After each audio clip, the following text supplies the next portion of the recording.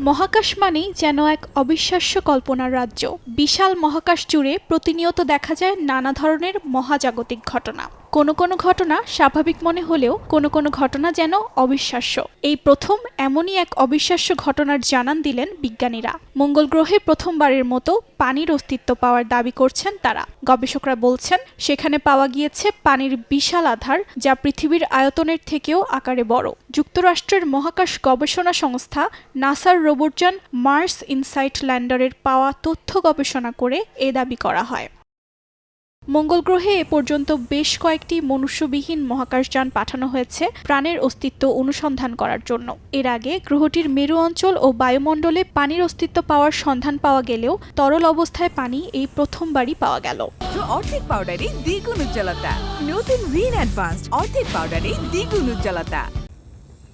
Mars insight ল্যান্ডারের পাঠানো তথ্যের ভিত্তিতে গবেষকরা বলছেন তরল পানির বিশাল মহাসাগরটি মঙ্গলের ভূপৃষ্ঠ থেকে 11.5 কিলোমিটার থেকে 20 কিলোমিটার নিচে অবস্থিত বলে ধারণা তাদের। মঙ্গল গ্রহে প্রাণের অস্তিত্ব খুঁজে পাওয়ার চেষ্টাকে এ তথ্য আরও এগিয়ে নেবে বলে আশা করছেন বিজ্ঞানীরা। একই সঙ্গে বহু আগে গ্রহটির মহাসাগরে কি ঘটেছিল সে সম্পর্কেও ধারণা পাওয়া যাবে। 2018 সাল থেকে লালচে এই গ্রহটিতে অবস্থান করছে ইনসাইট ল্যান্ডার নামক রোবটযানটি। 4 বছরের বেশি সময় ধরে এটি এ গ্রহে ভূকম্পন সংক্রান্ত তথ্য উপাত্ত পরিমাপ করছে। এছাড়া কিভাবে ভূকম্পে সেখানকার পৃষ্ঠভাগ কেঁপে ওঠে সেটি পরীক্ষা এবং ভূপৃষ্ঠের নিচে কোন ধরনের উপকরণ বা পদার্থ রয়েছে তা পরীক্ষা নিরীক্ষা করছে যানটি। অর্জিতা শাহজিন, সময় সংবাদ।